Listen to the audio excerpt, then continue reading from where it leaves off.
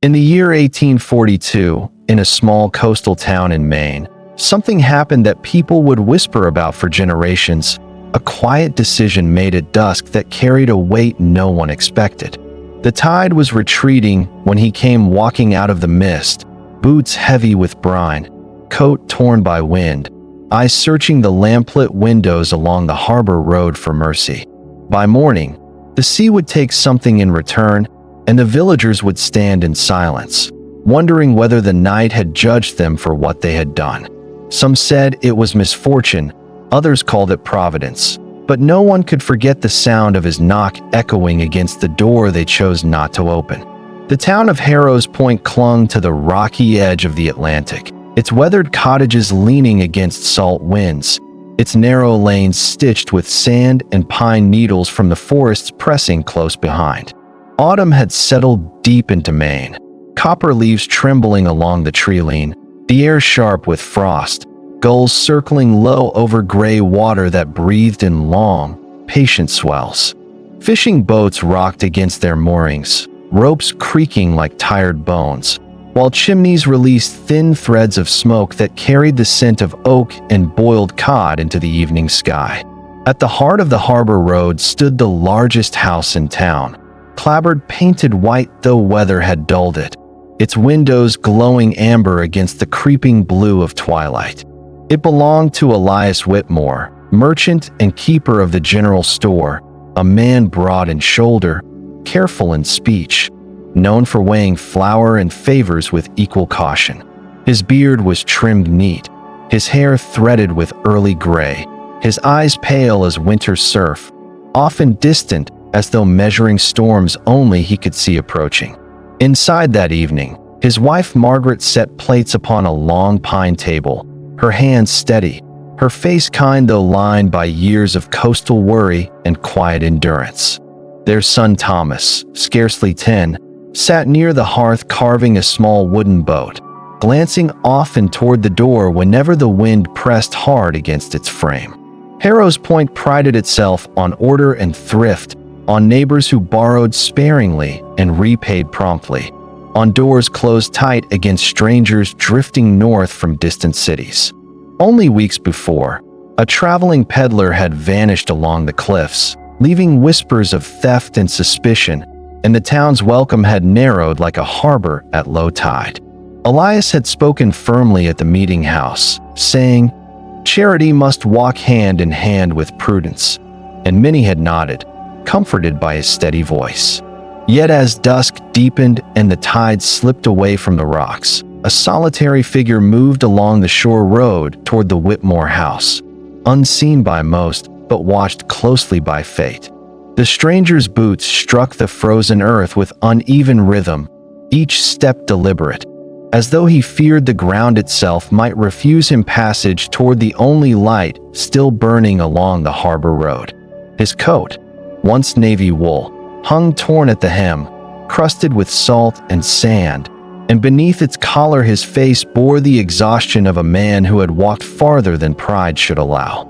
Thomas noticed him first through the wavering glass, a dark outline against the pale surf, and he rose from the hearth with wide eyes and a whisper, "Father, someone comes." Elias did not answer at once. He simply folded his ledger closed and listened to the wind, as though deciding whether the sound outside belonged to storm or man. Then came the knock, firm but weary, 3 measured raps that settled into the wood and seemed to linger there longer than ordinary sound should. Margaret's hands paused over the table, her gaze moving toward her husband, not pleading, not fearful, but searching his face for the judgment she knew would follow.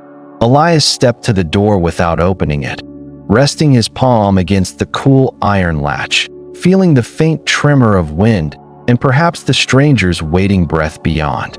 "Who seeks entry at this hour?" he called through the timber, his voice steady, though the silence that followed felt heavy as a drawn net. "A traveler from Bath," came the reply, low and strained. "My vessel wrecked north of the Cape. I ask only shelter until morning." The name of Bath carried weight, a town of shipbuilders and commerce, Yet wrecks were common enough along that treacherous stretch of coast to breed doubt rather than sympathy. Elias thought of the vanished peddler, of rumors whispered near the docks, of how easily misfortune could mask darker intent beneath torn cloth and humble tone. Margaret moved closer and spoke softly. "The night is bitter, Elias," and the boy listens. Her words gentle but edged with quiet urgency. Another knock sounded, weaker this time, as though the stranger's strength dwindled with each breath of salted air that stung the open road. Outside, clouds swallowed the last seam of sunset, and the forest behind the house stirred, branches scraping together like cautious voices conferring in secret. Elias imagined the stranger stepping across his threshold, imagined muddy boots upon polished boards, imagined risk settling like dampness into every corner of his carefully ordered life. He turned slightly toward the window and glimpsed the man's face at last, pale beneath tangled hair, eyes reflecting lamplight with a strange mixture of hope and resignation. "Sir," the traveler said, voice thinning, "I have coin enough for bread. I ask no more than a chair near your hearth." Thomas felt his small chest tighten, for the stranger did not sound dangerous, only tired, and children often hear sincerity where adults hear threat. Elias closed his eyes briefly, weighing fear against mercy, reputation against impulse, the memory of town meetings pressing hard against the softer counsel of his own conscience. When he finally lifted the latch, it was not to open the door, but to secure it more firmly, and through the wood he spoke words that would not easily be forgotten. "We cannot risk it," he said, low but clear. "The town has suffered enough. Seek shelter at the meeting house if you must." A long pause followed, broken only by wind pushing at the eaves and the distant crash of surf against blackened rock. "I have already tried," the stranger answered. "No door has opened." The silence that answered him felt colder than the air, and Thomas lowered his gaze, sensing that something fragile had just slipped beyond reach. After a final moment, footsteps retreated down the gravel path, fading into the murmur of tide and forest, leaving the Whitmore house wrapped in uneasy stillness. For a long while none of them moved, the hearth snapping softly, Margaret's stew cooling upon untouched plates, Thomas staring at the door as though it might yet change its mind. Elias returned to his chair, though the ledger before him blurred, numbers drifting like scattered gulls, refusing to settle into the tidy columns he trusted. Outside, the wind shifted east, carrying with it a sharper chill, and somewhere along the cliffs a loose shudder began to strike wood with hollow, persistent rhythm. Margaret finally spoke, her voice barely above the fire's murmur.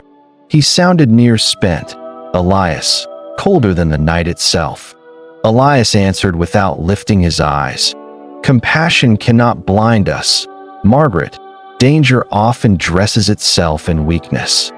Yet even as he spoke, doubt moved quietly within him, as steady and patient as the tide returning to fill an emptied shore. Thomas slipped from the table and edged toward the window, pressing his small hand against the glass, hoping to glimpse the stranger finding light elsewhere along the road. But the harbor lay dim and nearly silent. Most homes shuttered tight, their occupants already settled into evening prayers and guarded sleep.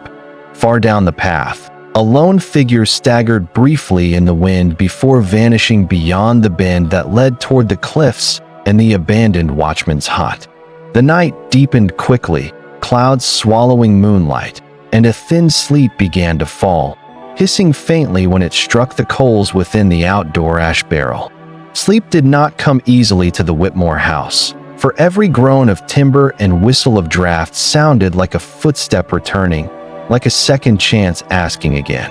Near midnight, a cry rose from the direction of the sea, sharp and torn by wind, a sound neither wholly human nor entirely swallowed by surf.